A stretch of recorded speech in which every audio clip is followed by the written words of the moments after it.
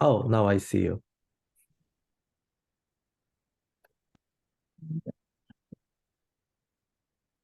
Oh God. Yeah, I can see you and I can hear you. I think everything is fine. So, how are you doing in Germany? Yeah, good. Yeah. Long time no see. Yes, let me first Uh-huh. open the slides. Uh-huh. You are already co-host of this meeting, so I think you have a privilege to do Yeah. anything. Okay. Where is my stuff?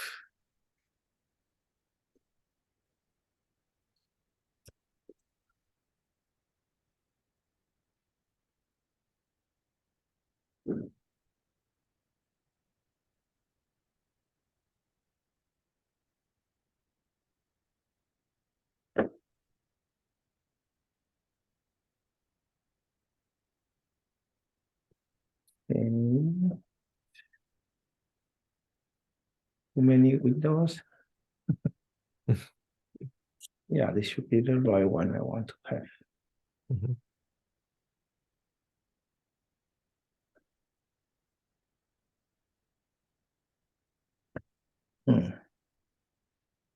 A bit weird. Okay, can I help you?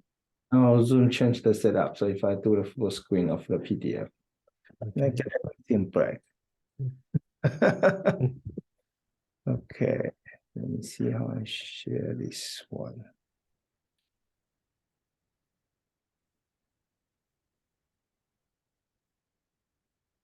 Now I see the slide. Now I see your screen. Yeah, Very clear. question is how I do the presentation. This, yeah, this still works. Just a bit weird, but I'm fine with this. Mhm. And let me check. Do annotation. Check this one. Yeah, now I see this annotation too. Change the keyboard to English, not German. Yeah. Oh, you are using German keyboard. Oh, Yes. it's amazing. Do you remember in Switzerland we have, Z and Y switched? So that's really confusing. Yeah, I'm not but sure if you still remember this Swiss layout. yes. Okay. Oh, JJ, so let me quickly, introduce our volunteer student. If you see this ESWIC logo, this is our volunteer student. Her name is Yu Hong. She will be here to Okay. support you. So if you have any technical difficulty, she will be here to help you. And I will be here around, but I will be hopping around. So if you have any difficulty, let me know. And if you need to share something with the audience, then you can do it through Zoom chat. Yes. And yeah.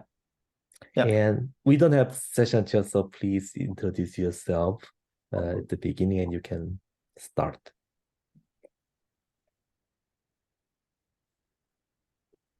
Should we wait for some minutes or? As you wish. Yeah. And just to let you know, we will upload this, recorded video to YouTube. Of course, we will trim out all this, preamble. We will, trim out at the beginning and at the end, and we will upload this core part to YouTube. So many people decide to, watch this asynchronously through YouTube. Okay. So, yeah, last year we didn't have a big audience for this education classes. I'm not sure what will happen this year, but I have to be honest that because when I registered the conference, I did not see the class. I was not sure that this class so, yeah, that's normal. Okay. and I also feel that not all classes were shown in the registration. Yeah. Mm. No idea. Yeah. Yeah. Okay, Okay. then I have to move to another room. So yeah, please feel free to start whenever you think you are ready. And Okay. see you around. See you around. Yes. Bye. Okay. Good. So I think we can slowly start. Hello, everyone. My name is Zhenjia Chen. I'm professor at TU Dortmund. My research area is embedded systems and real-time systems.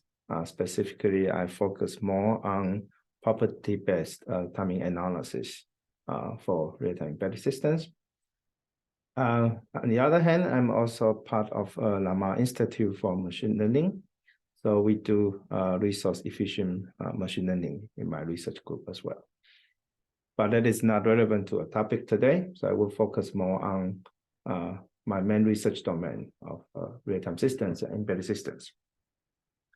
So I have to be honest that although I've given a lot of lectures online, this is the first time I give a lecture using Zoom. I'm not very familiar with Zoom for annotation, so I will try my best. And if it doesn't work out, I would figure out how to do the annotation on the fly. So the topic today is about data flow from cause to effect in distributed systems. We'll focus on two specific aspects. One is a data edge, another is reaction time.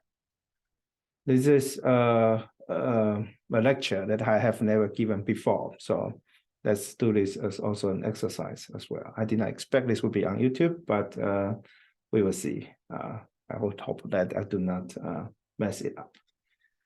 So I would basically give this lecture assuming that the audience has some background of real-time systems and embedded systems.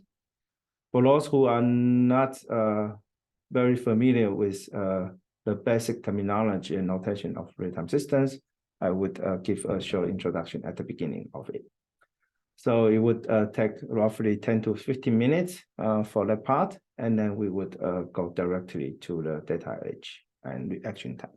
So if you have any question, please interrupt me. Would be happier to have also some interactions with you over here. So that's the outline of today. So I would, as I said, would first talk about real-time systems, some basic terminologies that we need to understand the concept, and then would focus on the cause-effect chains, start from the motivation of cause-effect chains, and the definitions and some literature in the past, and the recent developments we would work in the analysis part at the end of today. We'll also shortly talk about the impact on the industry, specifically for automotive systems. And of course, this is a general concept that is not limited to automotive systems. At the end, I will give a short conclusion overview about the future research in this subject. So, real-time systems. One of the applications of real-time systems will be the use of embedded systems, specifically for critical control systems.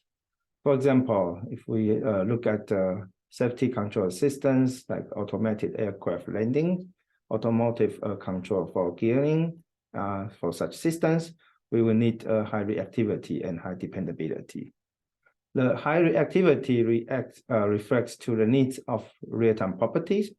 That means that we are looking at such embedded systems, real-time systems, with dual notations of correctness. That means that the results should be logically correct. That implies that we need to formally verify that the results are safe and correct. This would require a functional analysis. Another thing for the high reactivity is that the results should be delivered in time or on time. This requires a non-functional analysis to analyze whether the response time would be constrained to a specific range that would meet the real-time constraints. When we look at logical correctness, this is highly relevant to high dependability. That means the results are supposed to be always correct. And if the results are sometimes incorrect, you will need to quantify the impact of those incorrect results. When we look at the temporal correctness, it would imply that we hope to get high reactivity, that when you need a certain function, this function should be delivered within a specific time interval. And this is usually called a relative deadline. So for such embedded and real-time systems, high activity and dependability are more important than the average performance. So for example, if you would like to add a robot arm to pick up objects from a bed, what you want to have is that every object in the bed will be correctly put. So since the bed moves over time, you will need to pick up the object precisely at the specific time. If you try to put a robot arm too early, then the object is not there yet. If you put a robot arm too late, then the object is already has already moved away, and you will miss that object. So it means that in the scope of real-time systems, we will need to deal with the scheduling parameters of jobs or tasks. For a job, what we typically assume is that we have a certain arrival time, certain absolute deadline, and certain computation time as the input. It means that when a job arrives to the system, we will need to consider its execution time that would be needed for its execution. This execution time could be the actual execution time or the worst case execution time. And this job should be executed between its arrival time and its absolute deadline. In that regard, this amount of computation should be completely executed within that interval of time. If we look at this example here, this job arrives at this time point. You have the freedom to schedule this job a bit earlier or a bit later. And for real-time systems, we would like to finish this job before its absolute deadline over here. In this regard, we have the so-called relative deadline. The relative deadline is the interval length of between the absolute deadline and the arrival time of that job. So by quantifying this interval length, we can get the relative amount of time that we can have to finish this job. And since we have the freedom to decide when to schedule or when to start the execution of the job, then we can have the job starting at here or finishing, and then it finishes at this time point. If this job would start a bit earlier, then starting time would be earlier, and finishing time would also be earlier. With this notation, we would understand that when a job arrives at time AJ, and it finishes at the time Fj, then the amount of time that this job needs between its arrival and its completion is called the response time. The response time is the notion that gives you the time interval length that defines the amount of time the job needs starting from its arrival till the moment that it finishes the execution over here. So when we look at the job, when we look at the job scheduling, and we need to define scheduling algorithms. A scheduling algorithm decides the order that the jobs execute on the processor.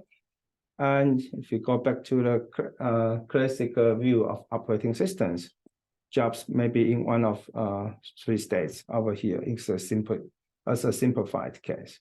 Job if after it arrives will be in the ready state, and if it's a schedule for execution, then it will be in the execution state. And this job can continue its execution until it finishes. Then, if that would be the case, the job would be in a terminated state. A job can also be preempted by another job during its execution. So if that happens, then this job would be switched from the executing state back to the ready state. And in this case, the notation here is only for uniprocessor systems. You can also generalize that to multiprocessor systems. There was the simplified view by looking at the specification of jobs. When we deal with cyberphysical systems or real-time systems, we do not have jobs that only come at once. We typically look at the so-called recurrent text models because cyber-physical systems and real-time systems are deployed to the field, and you would like to have such systems that would continuously work over time.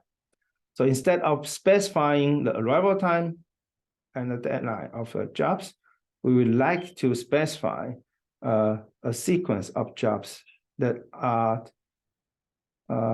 going to appear in a recurrent manner in the system. So these are called recurrent text models, right? So the simplest recurrent text model that has been studied in the literature is a periodic task.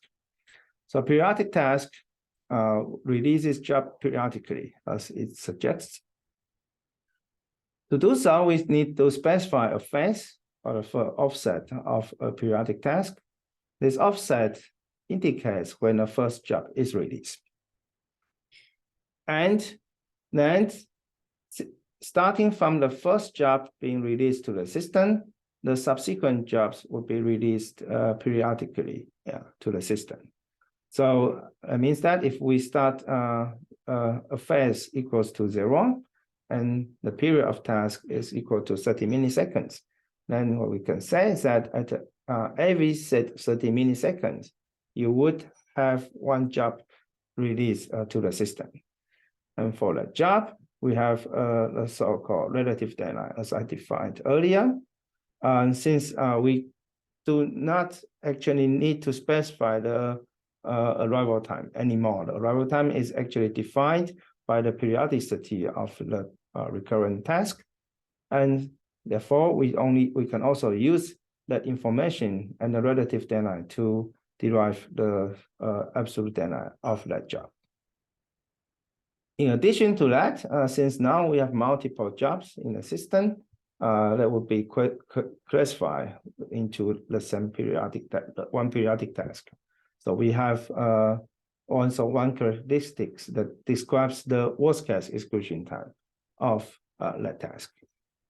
So that would be the widely studied model for periodic task, and start this research of real-time systems has a lot of results in regarding real-time periodic tasks. You can also have a look of some generalization. Instead of forcing the jobs being released periodically, you can also have the so-called sporadic task. The sporadic task is a relaxation of a periodic task. In this case, we do not force the jobs to be released periodically, but we only allow 2 consecutive jobs to be released with a minimal separation of them. So in this case, T sub I is the minimal time between any 2 consecutive job releases, also called minimal interarrival time of 2 jobs of a task. And it's very similar to periodic tasks in the terms of the parameters, but the formulation is slightly different.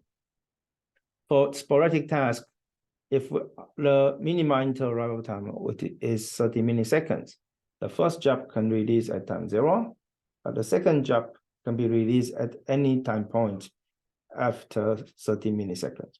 It doesn't have to be released at exactly 30 milliseconds, but it can be released slightly after, or even much later after that time point. So in this lecture today, I would focus only on periodic task systems.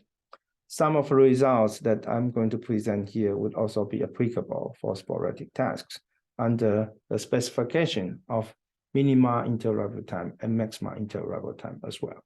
But I don't think we would go into that level. So this is these are examples for periodic task and sporadic task systems. So here for periodic task, we have offset of 2, worst case execution of 2. The period is 6. The relative deadline is 6. So we can see that the first job is released at time 2 for this periodic task, and this job can be executed anywhere between 2 and its absolute deadline, which is 6 plus 2 equals to 8. And the second job of this periodic task will release at time 8 and will be executed between 8 and 14. And in these two cases, the jobs are executed non-preemptively. It's also possible that this job is preempted by other higher priority jobs as well in the between. The upper one is a periodic task. The lower one is a sporadic task. The sporadic task does not assume this periodicity, so it allows you to have some freedom between the minimum interarrival time, and it could be released even later on that. So in this case, the sporadic task releases the first job at time 1. So the absolute deadline is therefore at 1 plus 6, so this is 7. The second job of this sporadic task cannot be released before 7, but it can be released at any point after 7. As I mentioned earlier, in the discussions I'm going to use later today, this minimum interarrival time would be insufficient to quantify the data H or the maximum reaction time. You will need to also have a notion of maximum interarrival time as well. So you have the minimum interarrival time and maximum interarrival time, and you would also constrain the freedom that you have between any two consecutive job releases. What you can also see is that the periodic task is, in that case, a special case of the sporadic task, in the regard that you actually have exactly the same minimum interarrival time and the maximum interarrival time. Okay. How do we schedule such periodic tasks or sporadic tasks? In the wide literature of scheduling theory for real-time systems, many results have been delivered. One of the most famous category of scheduling policy is so-called priority-based scheduling. So then, under priority-based scheduling, you can have dynamic priorities or fixed priorities. The scheduling policy is very simple. Whenever there are jobs in the ready queue, the highest priority job in the ready queue is executed. And then you can define whether such an execution of a job is preemptive or non-preemptive. So if it's a dynamic priority scheduling, that would mean that the priority of a task may change over time. If it's static priority scheduling or fixed priority scheduling, then each task is assigned a unique priority before execution, and this unique priority doesn't change over time. And the jobs generated by a task would always have the same priority defined by the task under fixed priority scheduling. So I do a bit simplification here. It's for in a text level. You can actually also do the definition in a job level. If it's a dynamic priority scheduling in the job level, then the priority of a job may change over time. If it's a static priority in the job level, then the priority of a job is assigned before its execution, and that doesn't change over time. Today, I'm going to focus only on static priority scheduling, and this I would also only focus on the text level static priority scheduling. In that regard, we look at the real-time scheduling problems. There are actually two separate but correlated problems. One is how to design scheduling policies to feasibly schedule the tasks, and another is to validate the schedulability of a scheduling algorithm for such scheduling problems. And this is the first one. The former one is referred as a scheduler design problem. The later one is named schedulability test problem. So one of the most famous static priority scheduling is so-called deadline monotonic scheduling.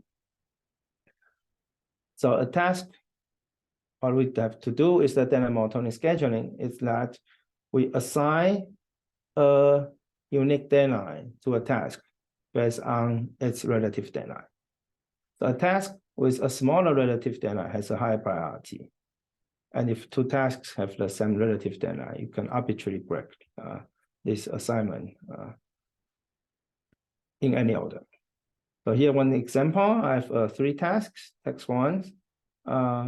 1's period is 8, relative deadline is 4. Task 2's period is 6. I'm sorry, this is sporadic task. So task 1's minimum interrupt time is 8. Relative deadline is 4. Task 2's minimum interrupt time is 6. Relative deadline is 6. Task 3's minimum interrupt time is 12. Relative deadline is also 12. So we basically order the priorities of those 3 tasks based on their relative deadlines. In that case, task 1 has the highest priority because its relative deadline is the smallest, and task 3 has the lowest priority because its relative deadline is the largest. So now you look at this schedule. So task 1 has execution time of 2. So it starts from 0 and runs up to 2. Task 2 has the first job arrives at time 0. And after this job of task 1 finishes its execution, task 2 would start its execution, and it takes from 2 to 3. And then task 3 starts its execution from at time 3, and it continues up to time 6. At time 6, the second job of task tau 2 arrives. So this job of task tau 2 therefore preempts the execution of task tau 3. And then in this case, task tau 3 is preempted. And after task tau 2 finishes its execution, task tau 3 resumes its execution in this example. So as you can see here, this is a very simple scheduling policy. And if you look at even a more specific case, that the relative deadline of task tau 1 would be equal to its minimum interval time, then this is classically known as a rate monotonic scheduling policy as well. So the rate monotonic scheduling policy and dynamic monotonic scheduling policy have been widely adopted in the literature and also used for scheduling design real-time embedded systems over here. So to analyze the second part of the problem I mentioned earlier for real-time scheduling real-time systems, we will need to validate whether such a simple schedule would be feasible or not. In that regard, we can apply the so-called critical instant theorem by Liu and Allen back to 1973, and use that to analyze the worst case response time for that case. So according to the statement, a critical instant of a task is an instant at which you get the worst case response. And what they provide is that you can actually look at the critical time zone of that specific task. This critical time zone of the task is a time interval starting from the so-called the critical instant to the completion of the job that you are investigating, released at the critical instant. And the critical instant of a task basically shows that if you would like to get the worst case response time, what you need to do is that you release all the higher priority tasks at the same time, and you release those high priority tasks periodically after their first job. So that means that in the worst case, a sporadic task is considered as a periodic task, and therefore there's no need to specifically looking at the other variances of the job releases. And after that, you can start to simulate your schedule. And how do you simulate the schedule? Because we also don't know which one gives you the actual execution time. We only have the worst case execution time of the tasks. So luckily, we are interested in only investigating the worst case response time in this case of this task tau 4. So we just simulate the schedule by assuming only the worst case execution time of those tasks. So what do you mean? It's very simple. In the example I gave you earlier, we just look at the Tau1's worst case response execution time, put that into schedule, and then run Tau2's worst case execution time, put that into the schedule, run Tau3's worst case execution time, put that into the schedule. And since under this concept of critical instant and critical time zone, we have the concrete release pattern. They release their first jobs at time 0. They release their subsequent jobs periodically, and every job is executed till its worst case execution time. Therefore, we can directly simulate the schedule from time 0 until the moment that we can finish this job that we are investigating. The critical instance theorem says that if this job of text Tau4 can be finished within before the next job of text Tau4 is released, so over here, then this job would be a worst case is response time of the task that we are analyzing. If not, that means that the response time of this job is beyond this text Tau4, then the worst case response time of text Tau4 is longer than the minimum interval time of text Tau4. But this may not be the worst case response time of text Tau4.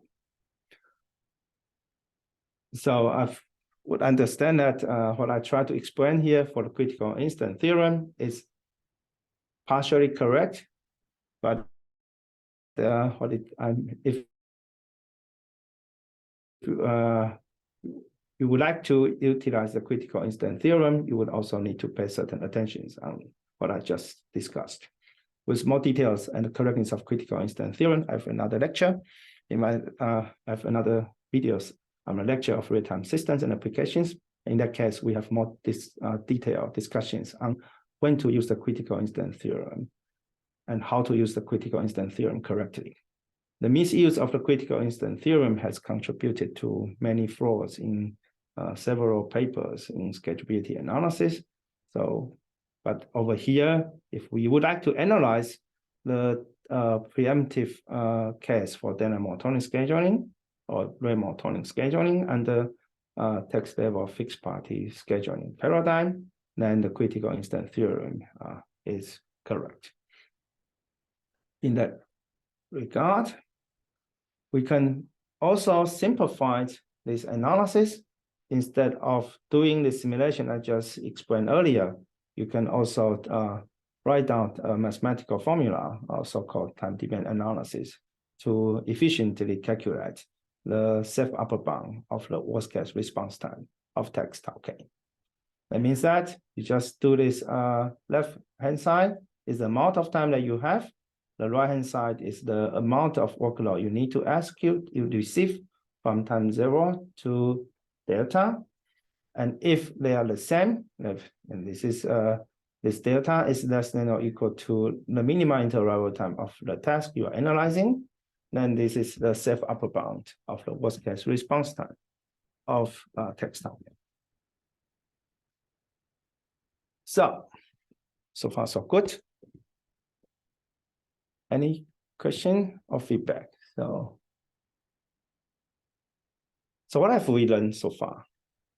We have learned that to understand whether you can meet your timing constraints, you can actually simulate the schedule for periodic task systems, and you can also simulate a concrete schedule for sporadic task systems under static party scheduling. But our view up to now is only for one task. Does this actually make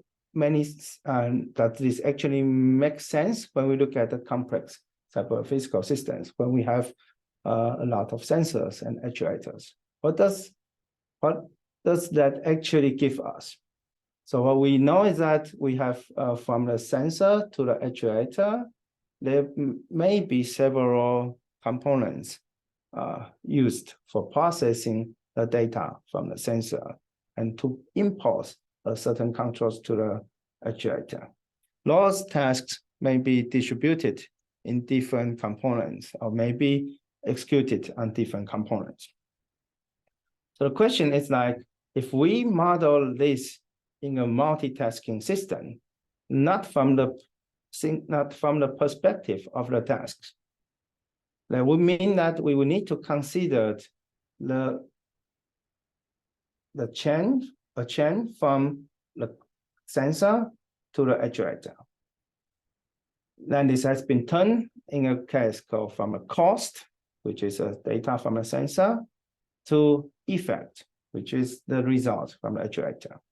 So we would like to somehow put those tasks together and found such cause-effect chains. We would like to understand how to analyze and how to define the maximal latency from a cost to its corresponding effect. This is what we are going to do for the rest of time today. So, as I mentioned earlier, you can actually get such tasks work together to perform some functionalities together.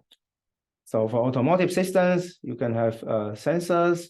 So for example, the pressure of the tire.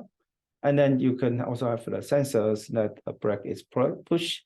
And after that, you need to pass the information through the CAN bus or to the control network.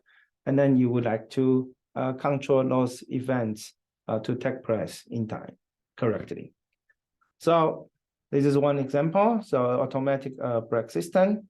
So you get some information triggered from the environment, and you get a certain data, and you do the recognition, and then you analyze whether this is dangerous or not.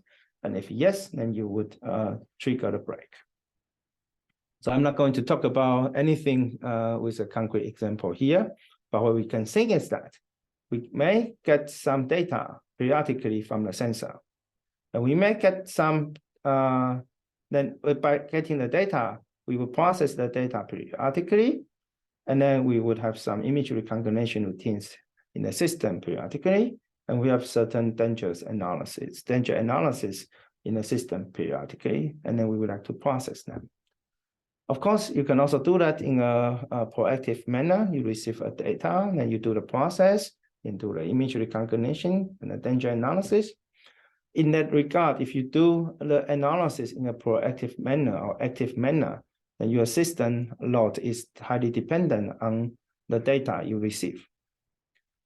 But in the case that we have periodic image analysis and periodic danger analysis and information analysis for actuation, then your system load is basically a constant that is independent from the environments you are seeing.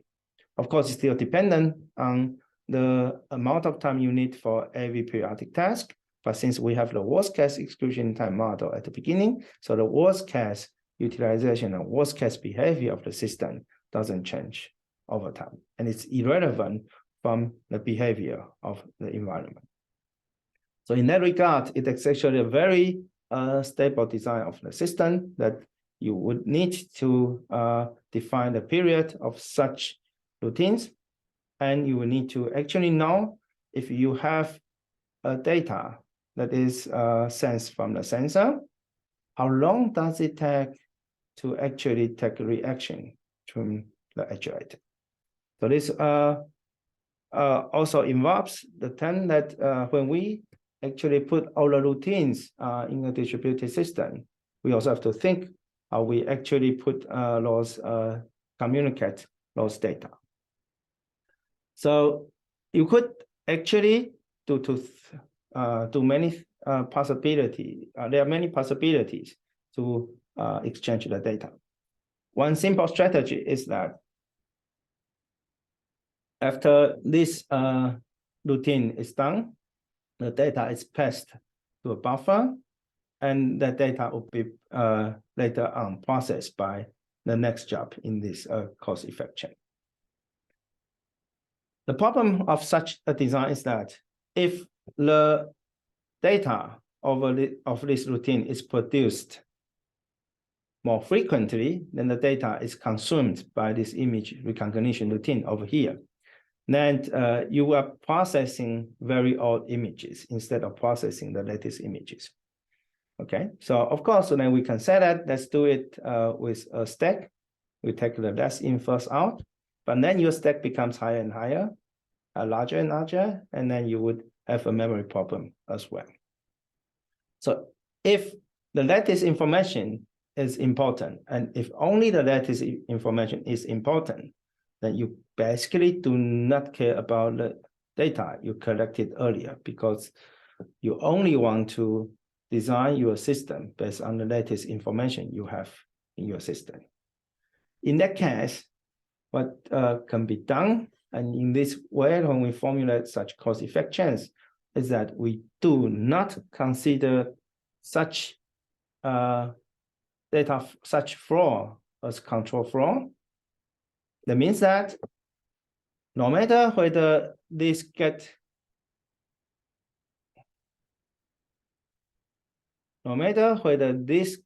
camera routine over here as undersampling or oversampling, no matter whether you receive the data or not, the image recognition routine would take the latest information in the buffer and process that. So the nice and important characteristics of this feature is that you basically do not have any dependencies on the other functions and also on the other components.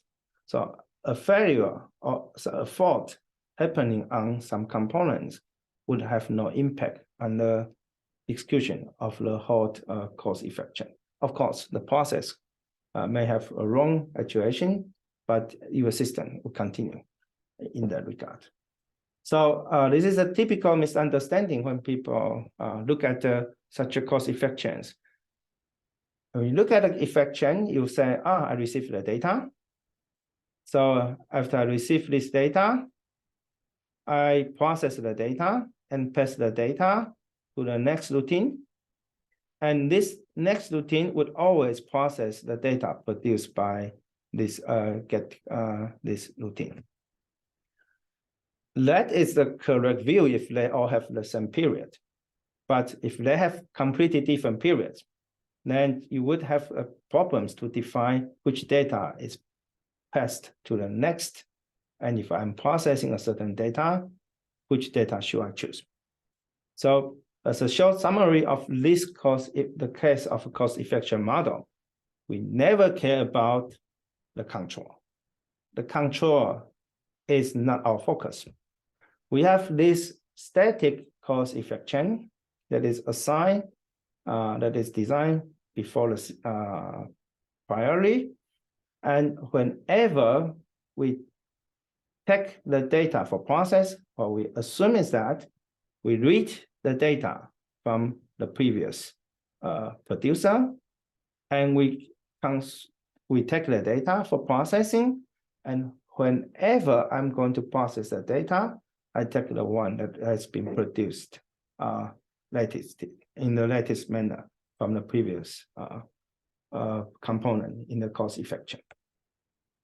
Okay, so that means that if we have that data flow in mind, then what we are doing is that we only look at the test communications, that we have a shared resource for the tasks to communicate with each other. So here's one example of text one.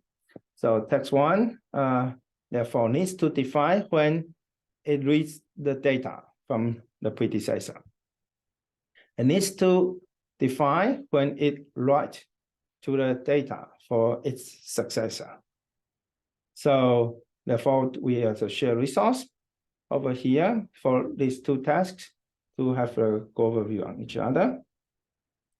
And we have the read events and write events. So in short, RE and WE, as you can see in the slides. And there are two ways that we typically look at. that are predictable. One is implicit communication, another is LET, or logic execution time. The implicit communication says that the read event happens at the beginning of the execution of a task. The write event happens at the end of the execution of that task.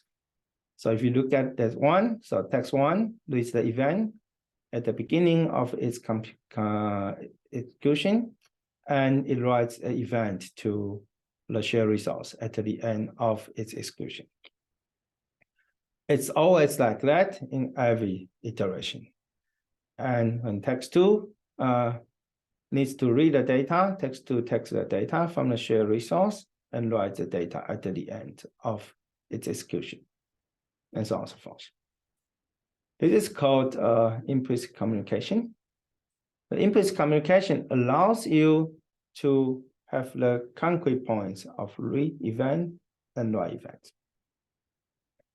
I can have another version that is also implicit, but has less flexibility. So if you look at the implicit communication over here, the second job of text.1 has a longer execution time. So the write event actually happens later in terms of the relative time in comparison to the first job of text.1. And in that case, this may make the system more difficult to analyze or make the system having difficulty to be compositionally analyzed. So on the other extreme, we would like to have the static time to read the data at the beginning and to write the data at the end. So the question is that which one is the safest time to read the event and which one is the safest time to write the event. So it would be, the choice is rather simple, right? We can make this write as early as possible. So basically it goes back to the arrival time. We can make the write event as late as possible. So we can push that to the relative deadline of the task. Yeah. So that in that case, we basically have the fixed amount of duration between the read event and write event. And this is so-called logical execution time. If we don't do that, then we can also apply the so-called explicit communication. This explicit communication allows you to do the read event anywhere in during the execution of a job of text.1 and write event also before finishing of text.1. This idea seems to be plausible, but this would create a lot of issues for the predictability and behavior of the control system. So this is not recommended for data consistency in the analysis as well. So with that in mind, now let's have a look of what we actually can look at the communication of cause-effect chain. Let's assume that text 2 is a success of text 1 in a cause-effect chain. That means that text 1 reads the data and then writes to the shared resource. And then in this result that is written by text 1 would be picked up by text 2 over here. And then after this execution of text 2, it would be further processed to the other components of the cause-effect chain. Now let's look at another one.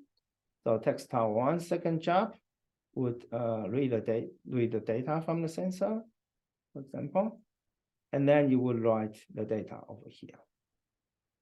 Okay, so now the question is that the text.2 has a job executed here. Now this is communicated in the distributed system, right? So now our question now is like, where does this data, where can we get the data from? So is the data right read event from textile 2, from the second job of textile 1, or from the first job of textile 1. And this is a very important concept that we have to understand before we can move on, right? So let's have a look. So the data that has been written by textile 1 stored in the shared resource. Over here, let's say the data says that this is, so let's say this says it's 5.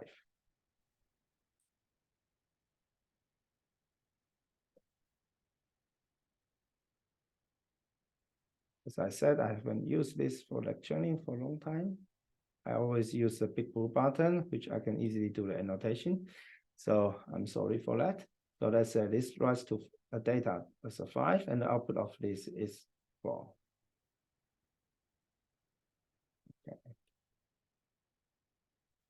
Okay, so when this job of textile 2 reads the data that has been stored in the shared resource is still 5.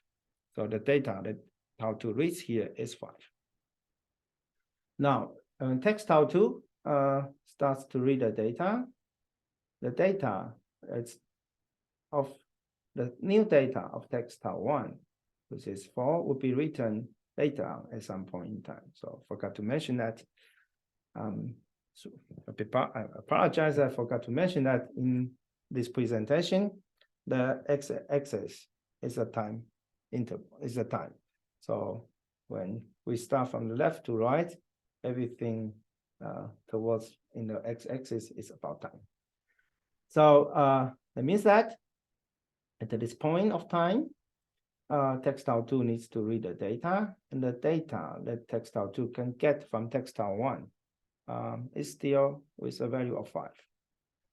And although textile 1 may have this value of 4 computed somehow earlier, but this value of 4 is only going to be written to the shared resource after textile 1 finishes its execution at the end of its computation.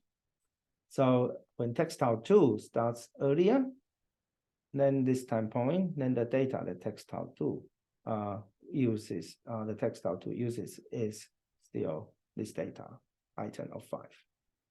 Okay, so now we can actually link this back. So this data is actually passed from textile 1 to textile 2 in this way. Okay, so this is a case of implicit communication.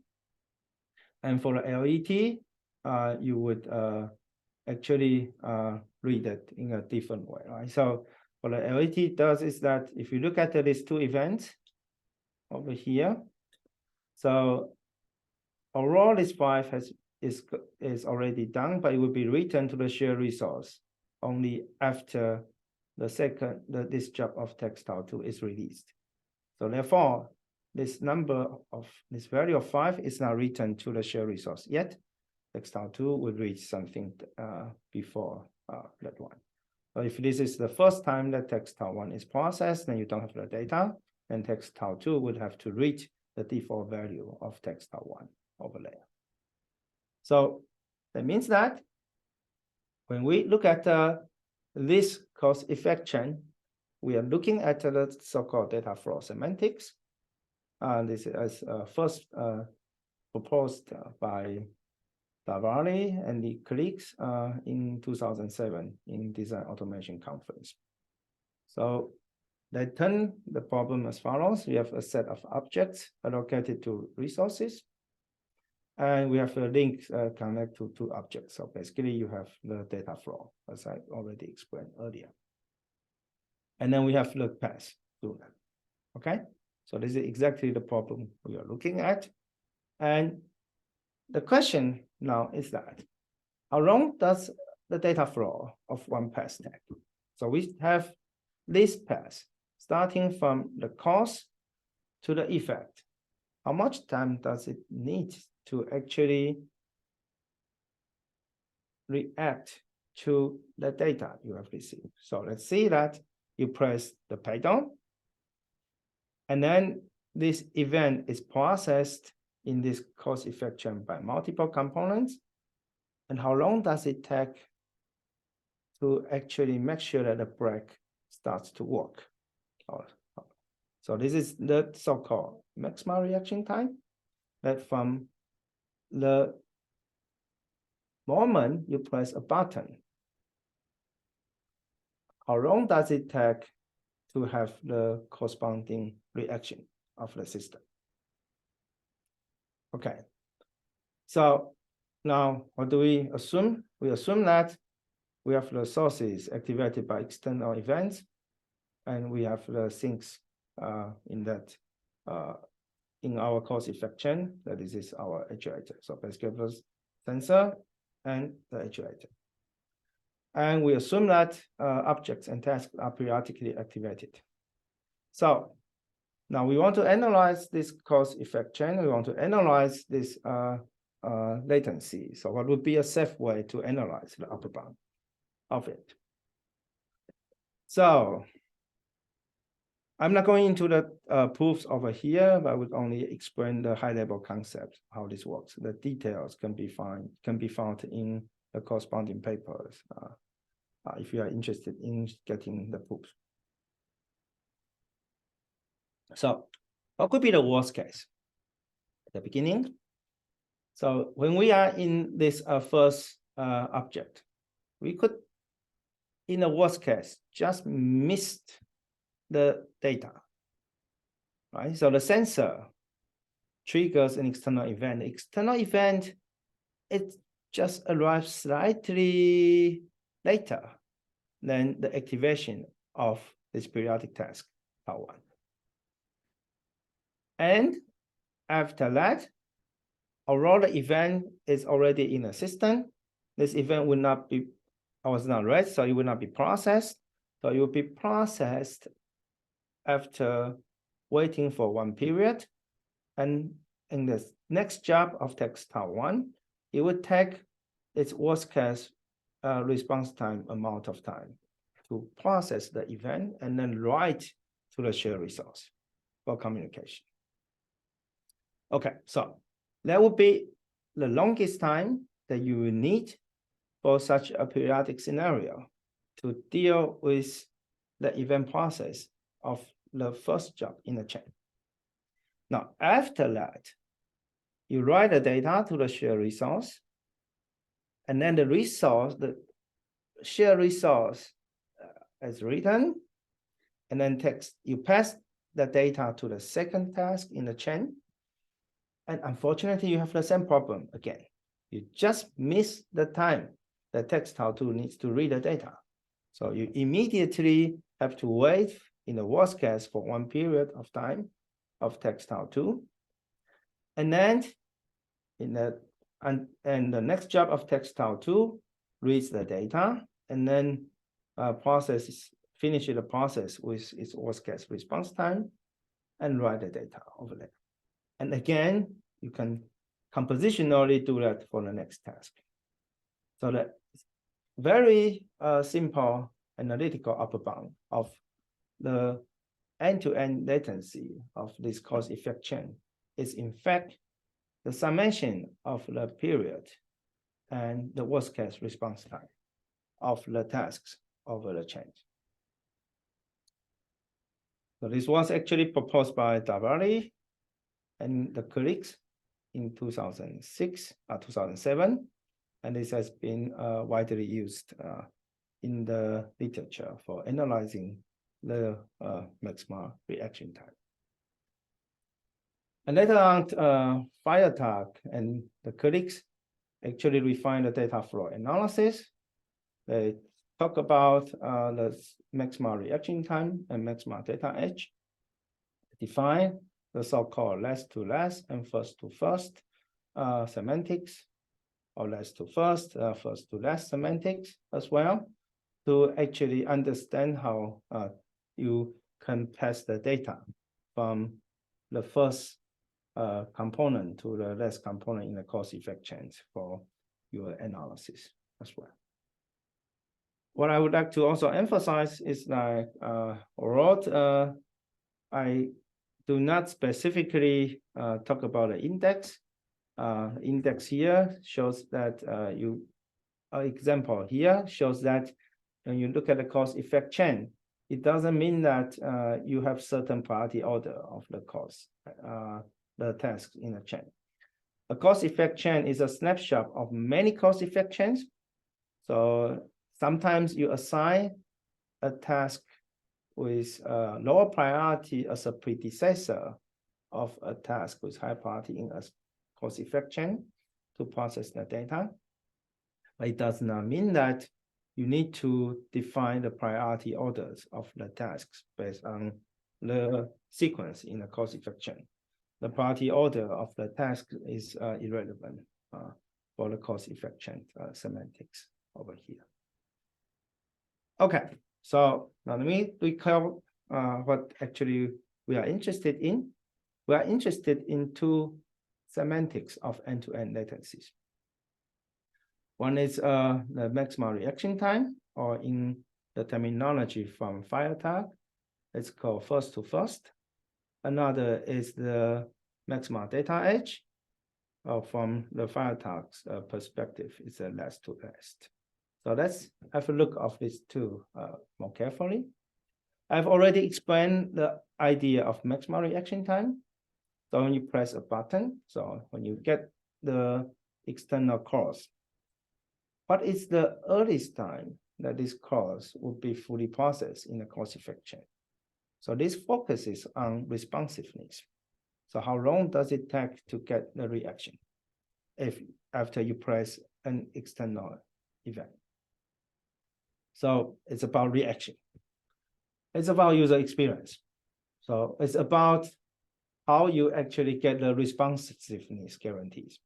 Yeah. So if you trigger some external cause to the system, how long does it take to be actually to trigger the corresponding reaction?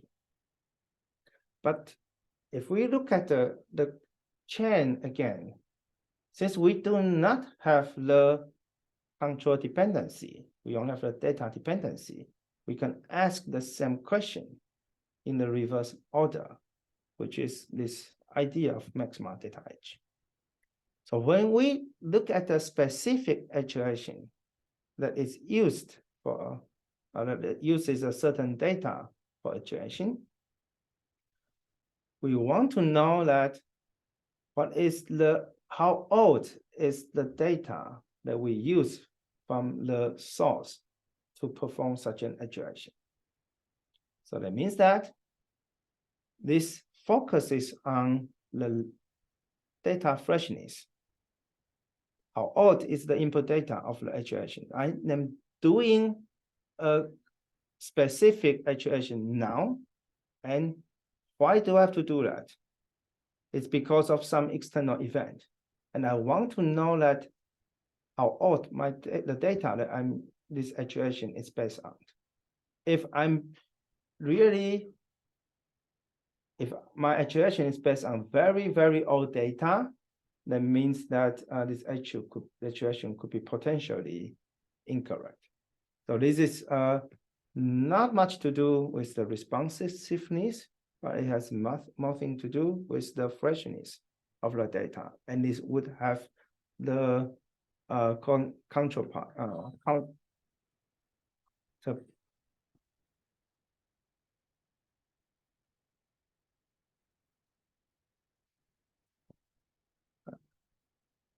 let me think how I turn this off.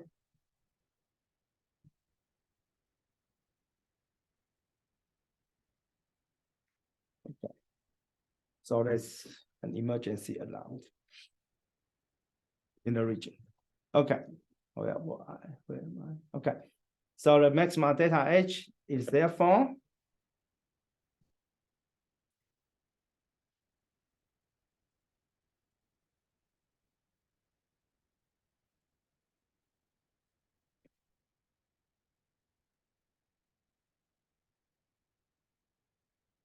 let's see whether this alarm comes again. Okay, so the maximal data edge is therefore more important for the stability of the control, and is also very important for data freshness. Okay, so now the question, of course, is that are they the same or are they different? So I give this with a more actuation here. So for maximum reaction time, we look at this direction. And for the maximum data age, we look at the reverse direction. Okay, so and for both cases, we are interested to see how long does it take to get the reaction, or how long does it take, how old was the data in the past. So we use this attribution file. And to define this in a more rigorous manner, in 2019, my colleagues and I started to define the semantics in a more careful manner that has this idea of immediate forward job change. And later on refined by Mario Gunzer and other colleagues in 2021 with this concept of augmented job change data. So we first talk about the idea from 2019, and then explain that how we add the additional part in 2021. So now we have this cause-effect chain. The cause-effect chain, the cause-effect chain starts from here, right? So this is our cause-effect chain without the external activity and the iteration. So what we do is that starting from here, we read event, and then we process the execution, and then write event of the first job in the cause-effect chain. And then we continue this chain and then do the same thing, do this cause-effect chain, and in the end we do the iteration. Yeah. So what we defined in this concept of immediate forward job change is that let's fix the starting point of textile 1. So let's say I start from this specific job of textile 1. If I start from the first job of textile 1, okay, if I start to this event of text,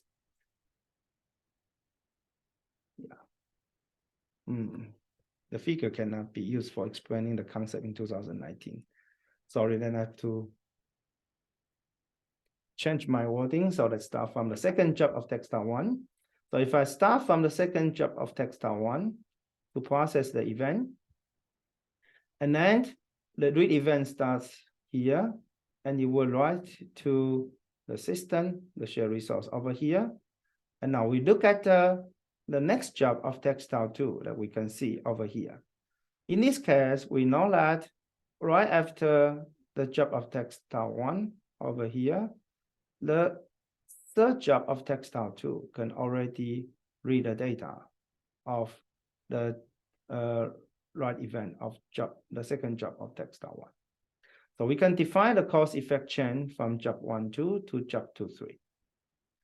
This was defined in the paper by Marco Dürr in 2019 by also modeling the external event. And this was called as an immediate forward job chain starting from the second job of textile 1. Okay. Now, because the definition in that idea did not have the concept of the external activities at that time when this was defined. So it was augmented in 2021 when we wanted to look at the complete cause-effect chain.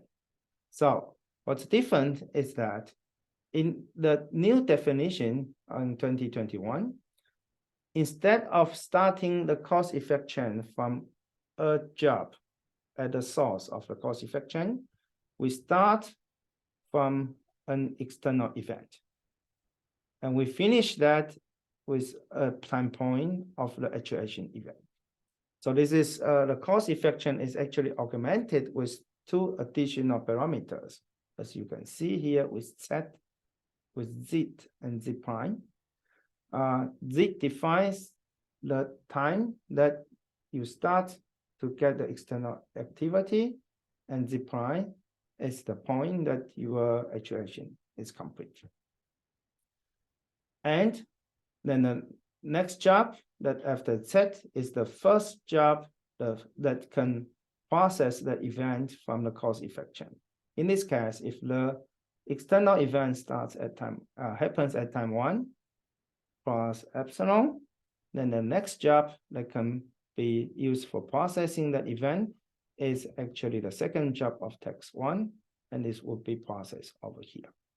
And then the data would be further propagated to the third job of textile 2, and the actuation is done immediately after the third job of textile 2 finishes its execution.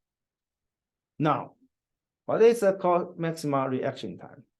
The maximal reaction time of a cause effect chain is therefore the supplement or the maximal length of such all cause effect chains that you can define in the system.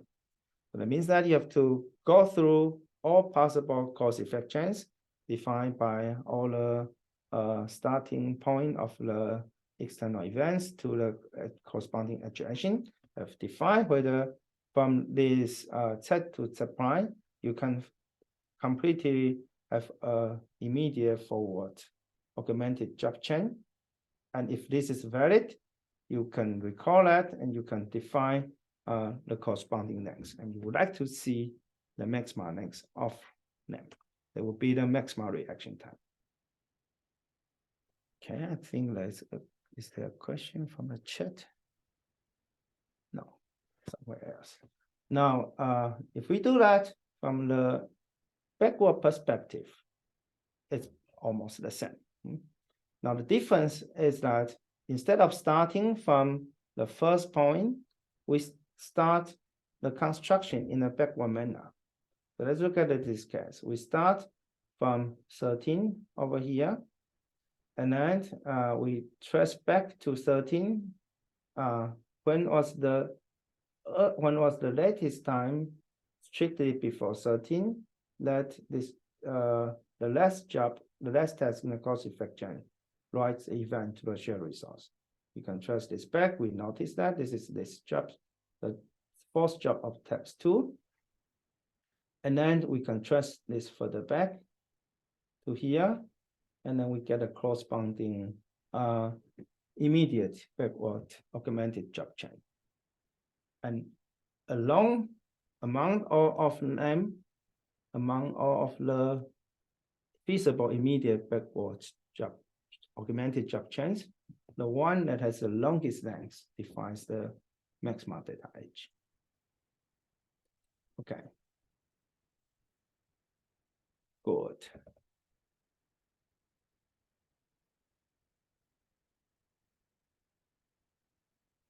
So now let's look at the more concrete example that we can use for getting better understanding of this idea of immediate forward augmented job chains. So we can have an external activity. As you can see that slightly after 4. This is 4 plus epsilon, but let's say it's infinitesimal epsilon. So it's 4, but not 4. Just a little bit more than 4. And then this will be processed by the next job of textile 1. So this is the external activity while waiting. And then you write the data of that cause that to the shared resource. And then we look at the next job of textile 2, first reading the data, and then it writes the data. And then it will be passed to textile 3, and it writes the data, and this is completely processed over here at time 22. Okay, so then this gives you the reaction time as 22 minus 4, so which is 18. So this is one immediate forward augmented job chain. Now let's look at the second case. The second one arrives at time 12 plus epsilon, and then this would be processed by text 1 in the next job. So it will be processed here, and it writes to the data. And this shows that this, look at this part, it will not be read by this job of text.do because it's already done. We'll wait for a long amount of time, and then be processed, and then it would be got done over here. So this will give you the length of 38 minus 12, which is 26. So among them, you will need to get the worst case, then we'll give you the maximum data, maximum reaction time over here. Okay, so let's look at the maximum data H as well. So in a backward manner. So now let's take a look of this one. So this iteration is 30 minus epsilon. So the iteration also takes some time to react. So you would, before you write it, to that, it's possible that this iteration activity was not actually formally triggered. So then we go back. So this will be pushing back to 26, right? And then you look at this was written here. So look at where your data is from. So the data was from here. So from here back to here. So if you draw it, it's back to here. And then if you draw it back, it comes from this one, right? So now if you read this back, it goes to the source of the data like this.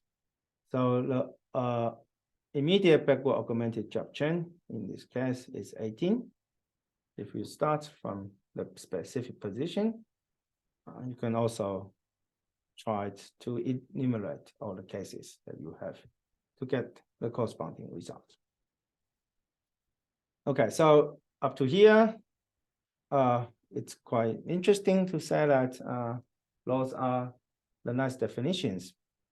And there have been some observations as well. And the question I would like to answer later on is that, are they actually meaningful? Or does that actually make sense to look at those problems? So what do we note between the maximum reaction time, maximum data H? The observation from the specification of timing extensions of AutoSAR says that without over and under sampling, the maximum reaction time and the maximum data H are the same. So that means that if in the cause effect chain, everyone has the same sampling period, then the H and reaction time are the same.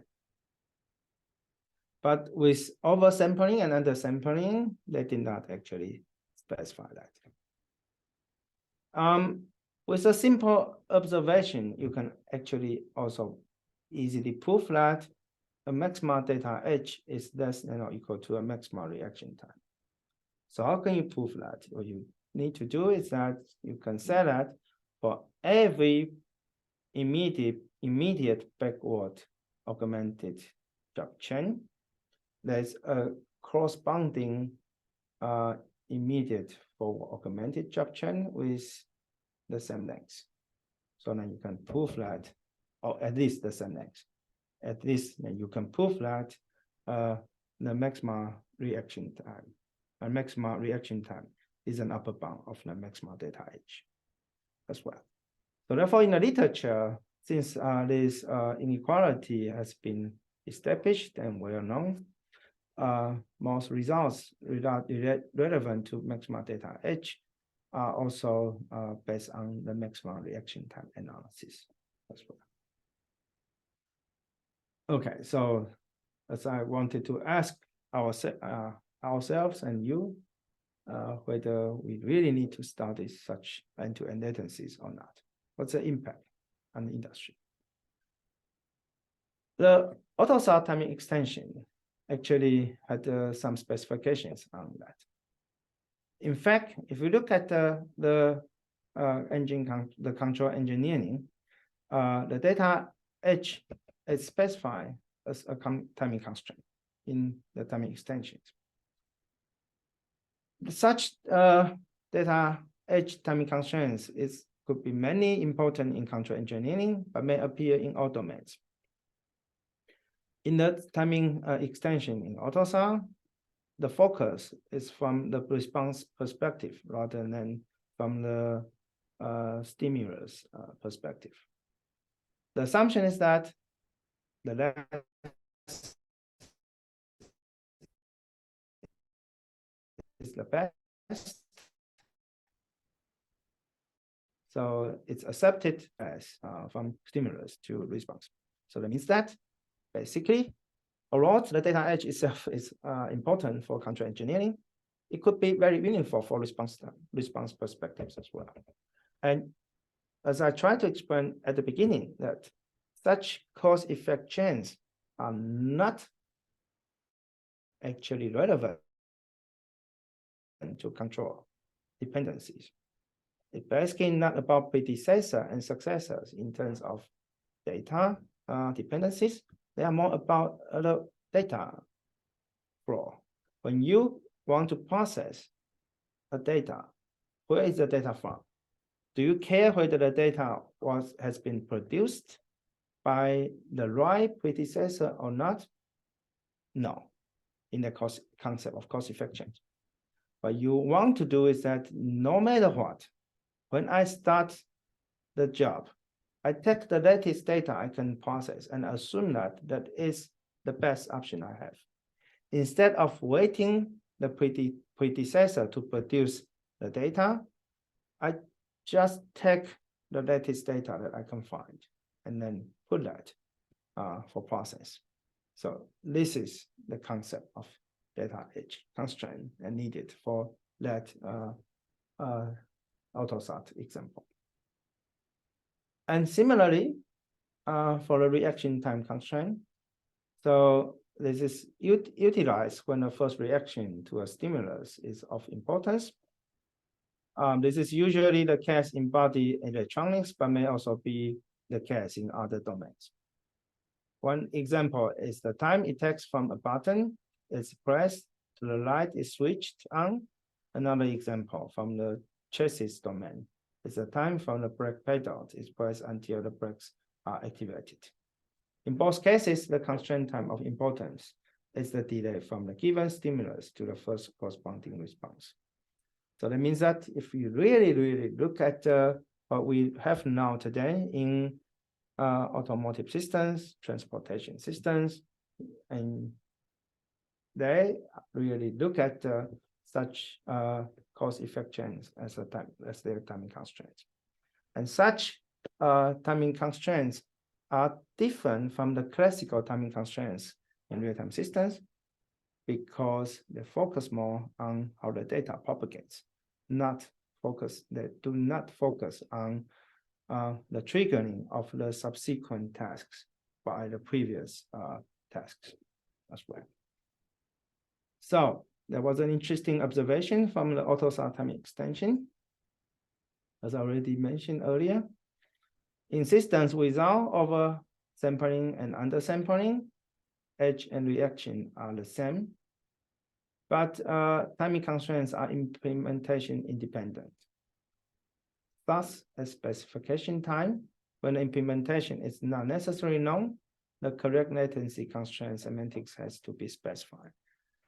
That means that you would get a specification of the latency, and then you need to get a corresponding analysis to analyze such timing constraints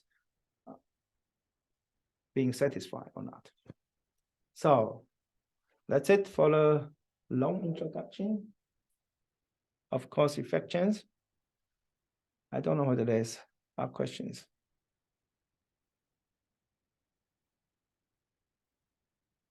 Seems not, and then I will continue with the analysis.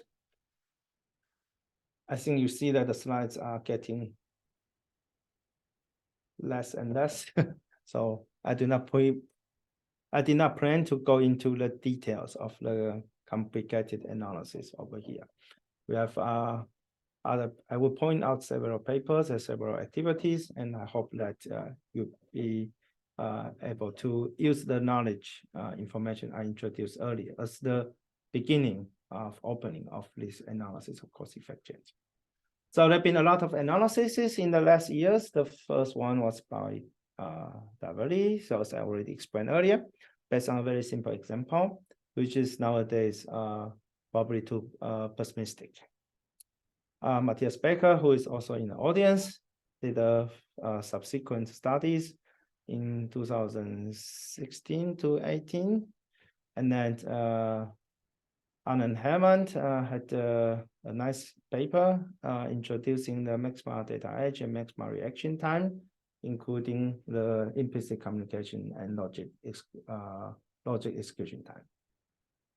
Kroda, who is still very active now for this subject, in 2018, and his colleagues had the maximum reaction time analysis for implicit communication. The paper I mentioned earlier by Marco Dürr defines this concept of immediate forward job change, and then had a first non-trivial analysis in comparison to Davari's analysis for uniprocessor static party scheduling. And then with further results for LET. And then Maria Gunter had in 2021 a paper about cutting theory, which I would explain later. In my group, also following up by Harun Tepard for the maximum reaction time, maximum data age analysis under the scope of Robot Operating System 2 and several others. So this seems to become more and more interesting topics over the years. Overall, it was defined in 2007 at the beginning by the colleagues in tech. This was not immediately picked up until 7 years ago. Yeah. So maybe Matthias can share us the reason why you pick that up.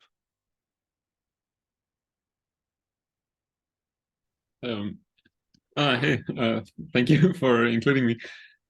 Yeah, I think for us, the main motivation to start this in 2016 actually came from industry, because we had a collaboration with Bosch, and like they really pushed this, that this is like critical for them to look into this in separation to the normal like classical real-time deadlines. Yes, yeah, I think your observation at that time was also right? So this is very different from the classical view of real-time systems. And I think it took us also a bit time to actually convince them this is very different. And I think now we have the right angle, and many people are aware that this is an interesting model to look at from the data semantics, not from the control dependencies perspective. Yeah. Thanks for joining. I hope you feel useful up to now. Yes. Okay. Yes, that's very interesting. So now, what I want to talk most is like it was observed that the maximum reaction time and maximum data age are somehow correlated. And over the years, we had problems actually to understand why are they different. Okay. At the beginning, it seems like that they are different by definition, right? So one is defined based on the immediate forward job chain. Another is defined based on immediate backward job chain. So logically, they are different in definition. But when we did experiments to check the actual maximum reaction time, the actual maximum data age, we found that they were basically the same. They were still different for some cases, but for those cases, we have a problem in defining the starting time of the system. So that means that if you define the immediate forward job chains and immediate backward job chains, augmented job chains, in a way that you only start the definition of the system as all the tasks being activated, then the maximum reaction time and maximum data age are the same in many evaluations we have. Of course, we cannot say that they are the same because they are different. According to the specifications, they were the same for special cases. So we were a bit confused in the last years, and luckily, last year we found like they are in fact the same. In the cases I just described earlier, there is an assumption. There's a prerequisite when they are the same, but this prerequisite is very easy to be satisfied. So for the details of this prerequisite, I would encourage you to read the paper that we have published this year in Europe Micro Conference on Real-Time Systems, ECRTS, about the equivalence of maximal reaction time and the maximal data edge. Over here, I would assume that its prerequisite is satisfied, and I only talk about the concept over here. So the proof is actually an elegant idea, honestly. So let's try to decouple the immediate forward augmented job chains and immediate backward augmented job chains into two parts. So we want to generalize we want to make a generalization of that. Instead of looking at these two extreme cases, let's look at the arbitrary combinations of them. So let me define this case. I'm putting a specific variable P over here. And this P is the task I'm looking at. So for example, let's say I'm looking at textile 2. So I'm specifically looking at P as textile 2 over here. Okay, so that means that let me pick up two consecutive jobs of textile 2. So I pick this job of textile 2 and this job of textile 2. And after picking these two jobs of textile 2, what I do is that for the first job I pick, I do the backward chain. For the second job I pick, I do the forward chain. And this would be the case. Pick wrong job, sorry. That's a problem when you did not do the example early enough. So I pick incorrect jobs. I should pick this job and the next job of it. Okay. So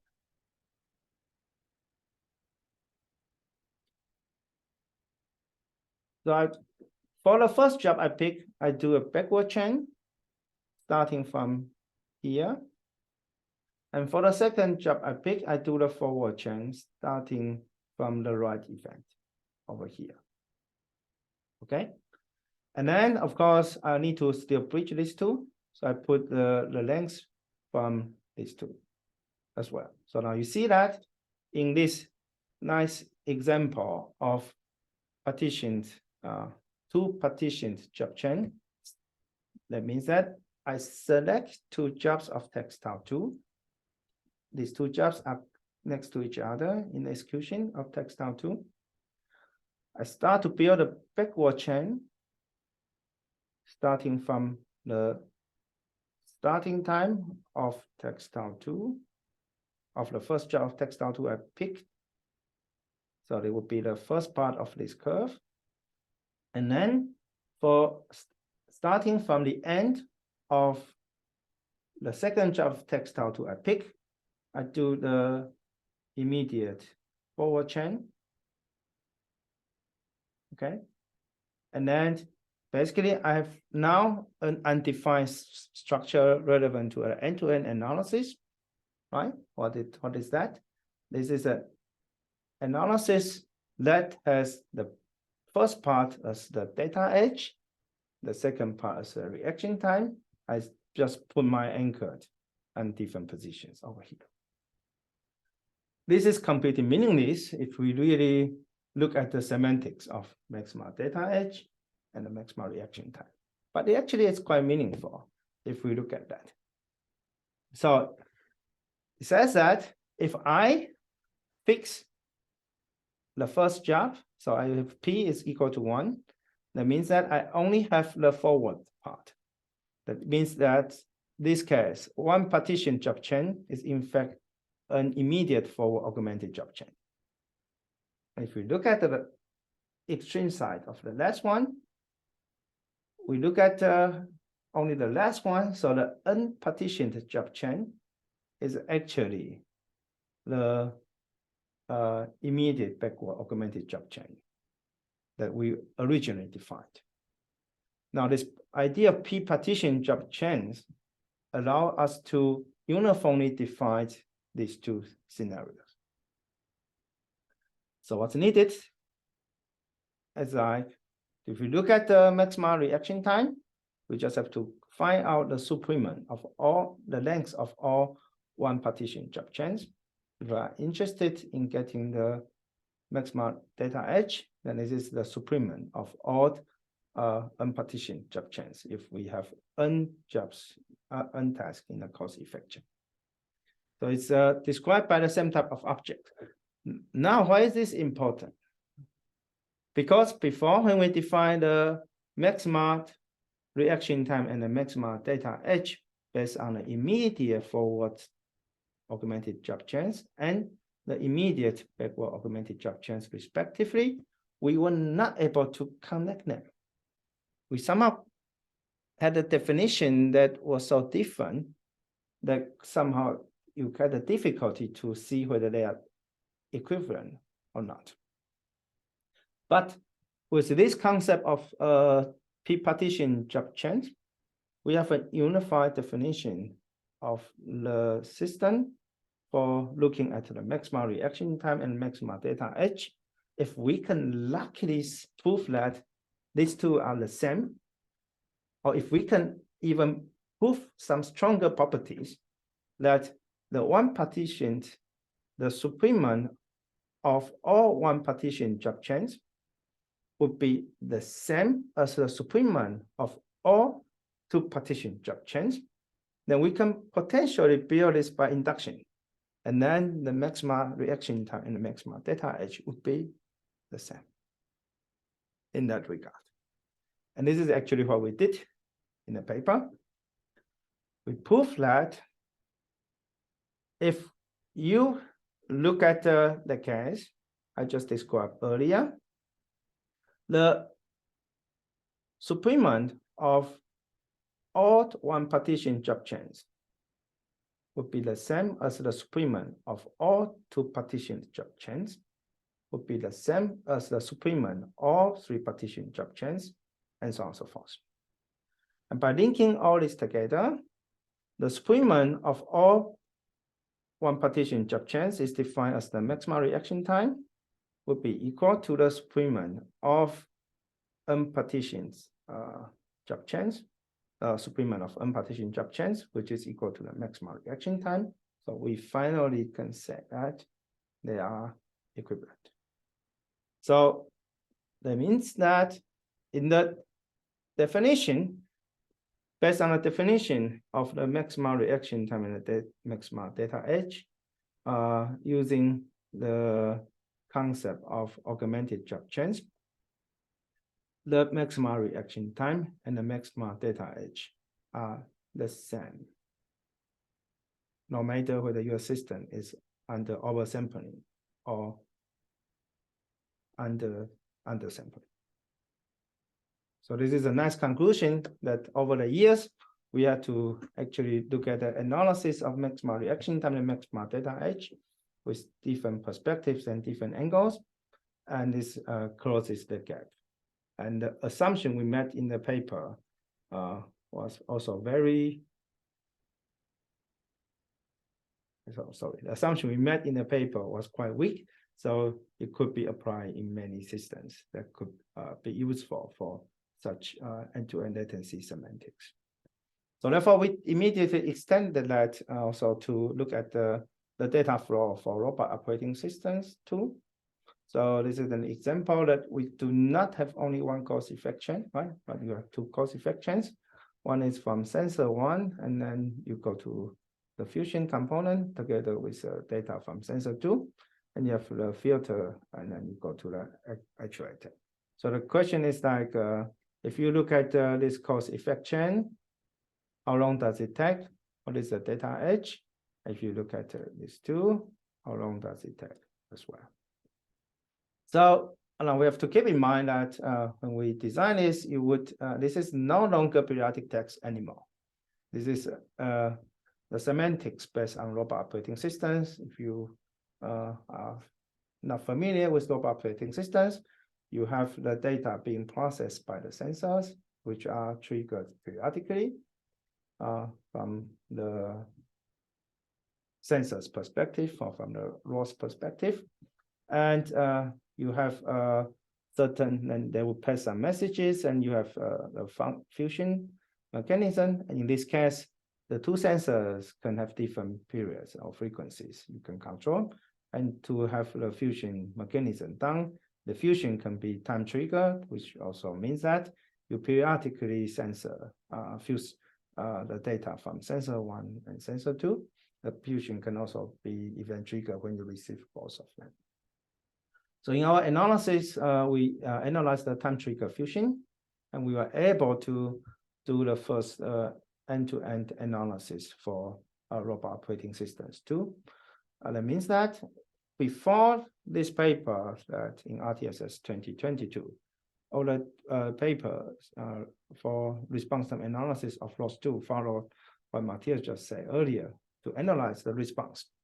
That means that you look at these two sensors, this actuation mechanism, you would like to have the data being sampled by sensor 1 and sensor 2, and then sensor 1 would trigger filter 1, sensor 2 would trigger filter 2, filter 1 and filter 2 would trigger fusion, and so on and so forth.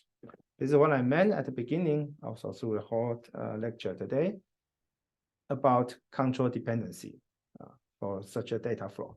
It is correct, but it doesn't have the sufficient freedom and flexibility to allow you to combine things with different frequencies and different heuristics together. If you have a sensor 1 with a frequency of 1 Hertz, sensor 2 with a frequency of 100 Hertz, the fusion has a frequency of 2 Hertz, then you can still perform your fusion algorithm by taking more data from sensor 1 and less data from sensor 2 for your system design. Of course, you probably do not want to do that for robot operating systems. I just use an example over here. Therefore, if you really have sensors with different frequencies and you have different mechanisms that you want to build with those data, then the data semantics and the data flow would be more meaningful and more interesting to investigate. And with that, we use the concept we described here to analyze the maximum data age and the maximum reaction time based on the augmented job chains described right above. But of course, it's a different model on ROS2. So if you're interested in that, please have a look of the paper. Let's see. Sometimes I don't know what's going on here. In extension, we also had the first result to allow you to have a heterogeneous combination of periodic tasks, sporadic tasks, together with logic execution time and implicit communication.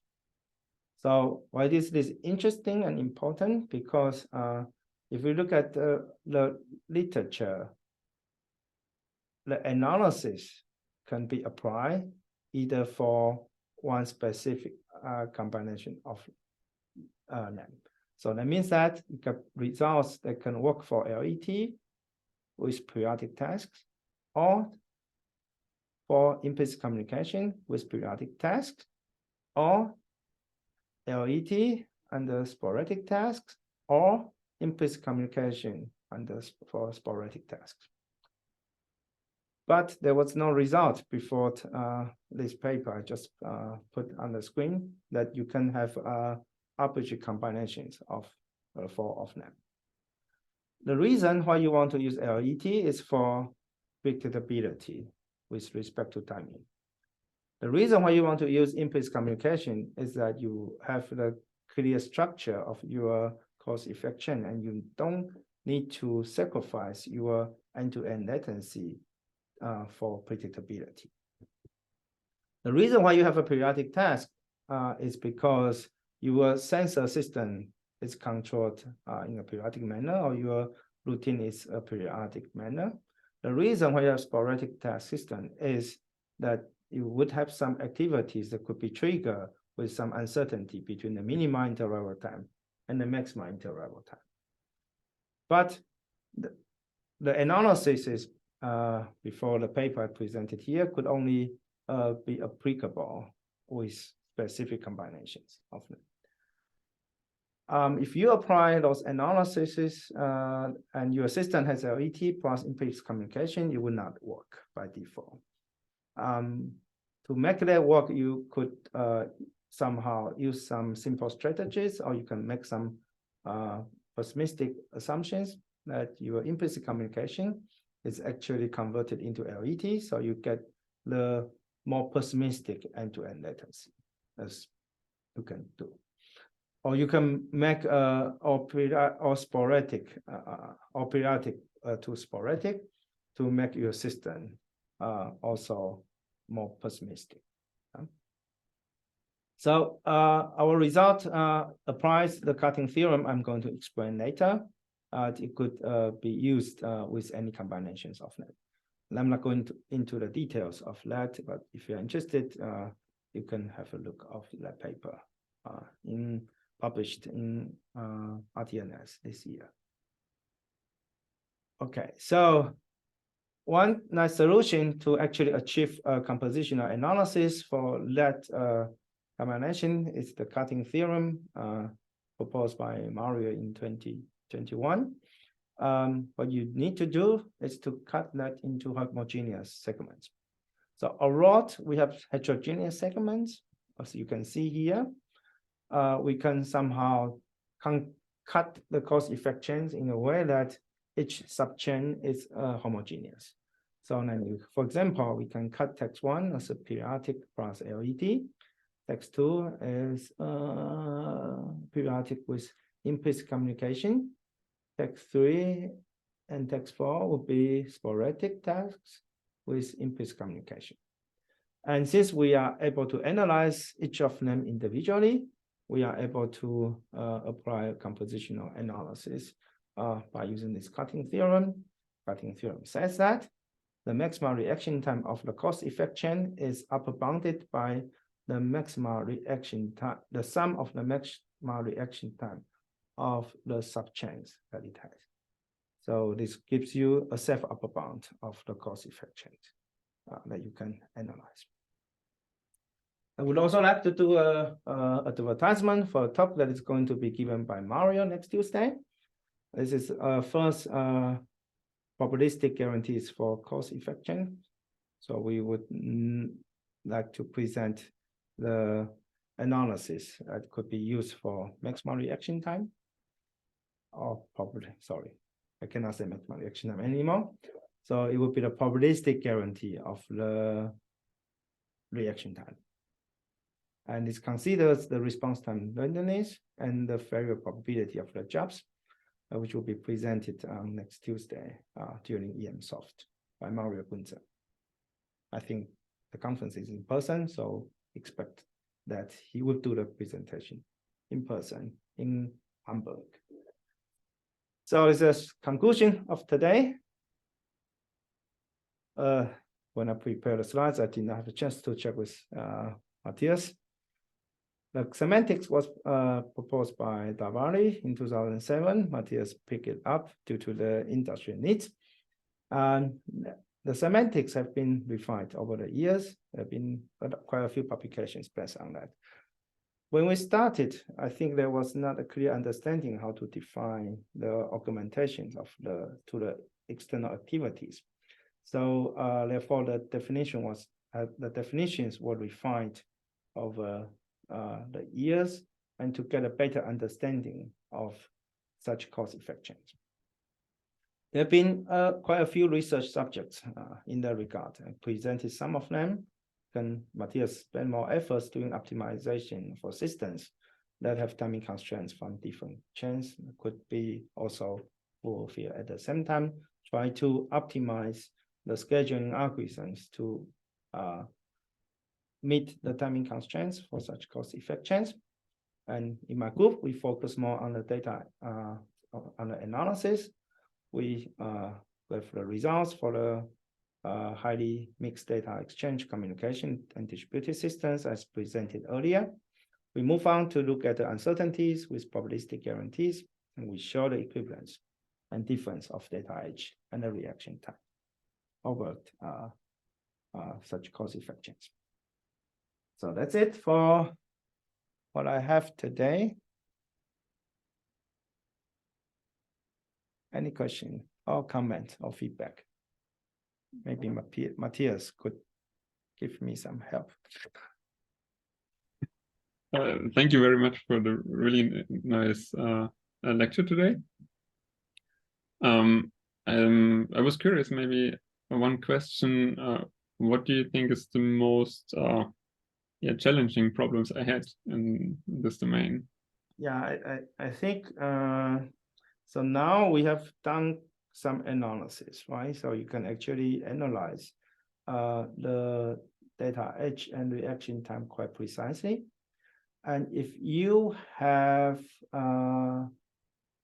the periodic system, then the analysis is quite precise if your execution time has very small variance. But if your execution time has longer variance, then you would also have the problem that the worst case execution time doesn't give you the worst case behavior.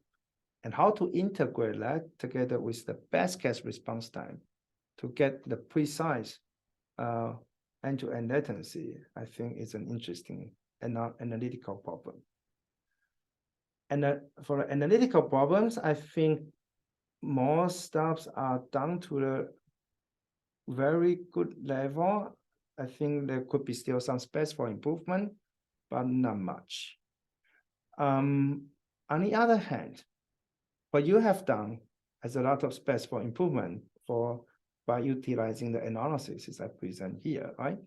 So, for example, if we get several cause-effect chains, how do we actually define the priorities of the tasks such that we can meet the end-to-end latencies, right? Or if we have a distributed system, how do we assign tasks to the corresponding ECUs and components, and then together with the priority assignment just mentioned earlier, to meet all the end-to-end latency constraints we have, right? And also what you and Rolf Ernst have already done is like, if you have the possibility to also skip some jobs in your cause-effect chain, then we go to also this category of uncertainties, then how can you do that to still meet the end-to-end latency constraints without jeopardizing your system, right?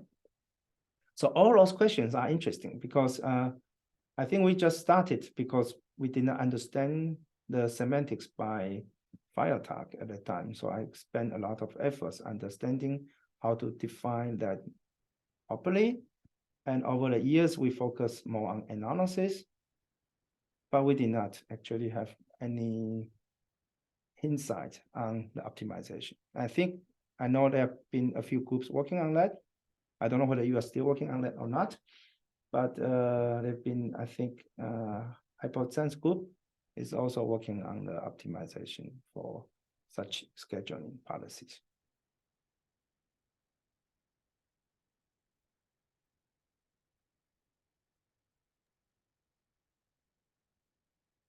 Thank you so much, JJ, for your contribution. Yeah. Unfortunately, I wasn't able to fully attend this session. Yeah. So yeah, go ahead. No, thanks for this. Yeah. I think you have already agreed to, so we're gonna edit some unuseful part out, then we're gonna upload this video to YouTube. I think you have already agreed to this, right? Yes. Okay. Can you cut the part that I received the alarm from? There was okay, I will do my best. We have a YouTube chair. No, there were two alarms happening, so it was completely. Yeah, I actually heard that. So you can put it. Let me see what alarm was. They were bumped. Yeah, we have YouTube channels, and maybe he can take care of it, and I will leave a note to him. Yeah. Okay. Good. Let's hope Thanks. for the best. Okay, Thanks thank you. and see you. Bye. Yeah, see you around. Thank you for joining.